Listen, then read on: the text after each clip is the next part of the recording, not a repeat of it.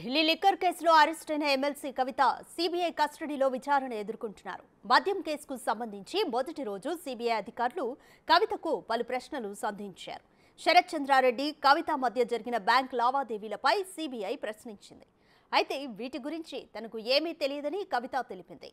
తాను ఎవరి దగ్గర నుంచి డబ్బులు తీసుకోలేదని సిబిఐకు తెలిపారు కవిత. అయితే తమ వద్ద కాల్ రికార్డ్స్, వాట్సాప్ చాటింగ్లు ఉన్నాయంటూ కవితను పలు కోణాల్లో ప్రశ్నించారు సిబిఐ అధికారులు.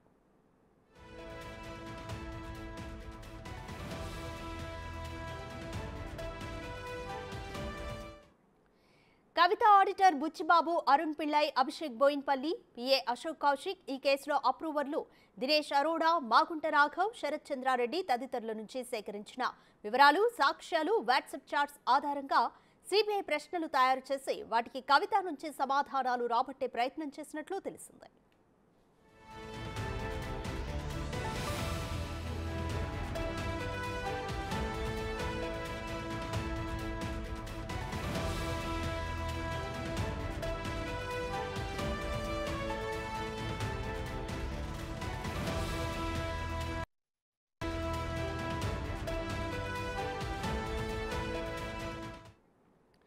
మోర్ డీటెయిల్స్ మా ప్రతినిధి శివ అందిస్తారు.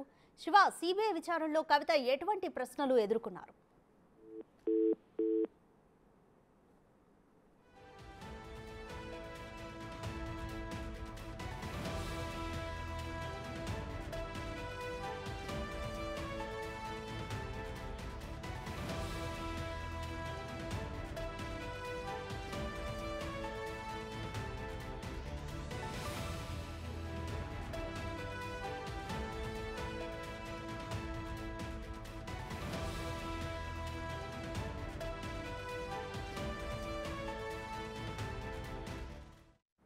మోర్ డీటెయిల్స్ మా ప్రతినిధి శివ అందిస్తారు.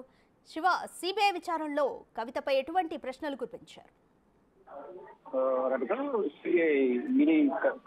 సిబిఐ కస్టడీ కవిత కస్టడీ రెండో రోజు కొనసాగుతుంది. నిన్న మొదటి రోజు కస్టడీలో గంట సేపు సుమారు కంప్లైంట్ కవితను సిబిఐ అధికారులు విచారించినట్టు తెలుస్తుంది. గతంలో ఏదైతే సిబిఐ దగ్గర ఆధారాలు ఉన్నాయో ఆధారాలు కవిత ముందు విచారించినట్టు తెలుస్తుంది. కవితపై వచ్చిన ఏవైతే ఆరోపణలు ఉన్నాయో ఇవన్నీ కూడా నిన్న మొదటి రోజు 60 నిమిషాల పాటు విచారించిన నేపథ్యంలో వీటి గురించి నాకు అసలు ఏం తెలియదు, నేను ఎవరి నుంచి ఎటువంటి డబ్బులు తీసుకోలేదు, ఎవరితోనో దీనికి సంబంధించి ఆర్థిక లావాదేవీల గురించి ఎవరితోనూ నేను మాట్లాడలేదంటూ కూడా ఆ కవిత సిబిఐ అడిగిన ప్రశ్నలకు సమాధానం చెప్పినట్టు తెలుస్తుంది. మరోవైపు ఏదైతే సిబిఐ ఆరోపణలు చేసింది, ఒక చంద్రబాబుకి ఇచ్చిన జాగ్రత్త సంస్థ 80 లక్షలు కానీ, మహబూబ్ నగర్ కు సంబంధించి 14 కోట్ల బ్యాంక్ ట్రాన్సాక్షన్స్ గురించి కూడా ప్రశ్నించిన నేపథ్యంలో బ్యాంక్ ట్రాన్సాక్షన్స్ ఎవరైనా చేయొచ్చు, దీన్ని పరిగణనలోకి తీసుకుని ఎలా ప్రశ్నిస్తారంటూ కూడా ఆ కవిత సిబిఐ అధికారులు తెలిపేడు చేస్తుంది. అయితే ఇప్పటి వరకు సిబిఐ అధికారులు కానీ ఈడీ కానీ ఇప్పటి వరకు ఎవరు కూడా ఒక్క రూపాయి కూడా నా దగ్గర నుంచి గుర్తించలేదు అనేది ప్రశ్న సిబిఐని అడిగినట్లుగా కవిత ప్రశ్నించినట్టుగా తెలుస్తోంది. నేను ఎటువంటి అవినీతికి పాల్పడలేదని కవిత సిబిఐ తెలిపారు. కాల్ రికార్డ్స్, వాట్సాప్ చాటింగ్లు మా దగ్గర ఉన్నాయి కాబట్టి వీటి ఆధారంగా మేము ప్రశ్నిస్తున్నాము, మా దగ్గర ఇంకా కీలక ఆధారాలు ఉన్నాయంటూ కూడా ఆ కవితను అడిగినట్లుగా తెలుస్తోంది.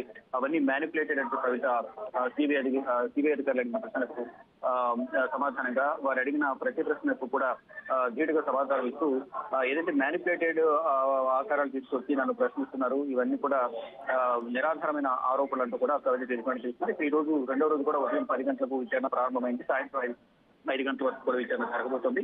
ఇక ఈ రోజు విచారణ ముగిసిన తర్వాత సాయంత్రం 6 గంటల నుంచి 7 గంటల మధ్యలో కేటీఆర్ కవితను సిబిఐ కస్టడీలో ఉన్న కవితను కలవబోతున్నారు. కేటీఆర్ తో పాటు న్యాయవాది మోహిత్ రావు, అలాగే అనిల్ కూడా కలవబోతున్నారు. నిన్న ఈ రోజు విచారణ ఏ విధంగా జరిగిందని దానిపై కూడా న్యాయవాది మోహిత్ రావుతో ఇటు భర్త అనిల్ సోదరుడు కేటీఆర్ తో కూడా చర్చించే అవకాశాలు కనిపిస్తున్నాయి. Thank you Shiva.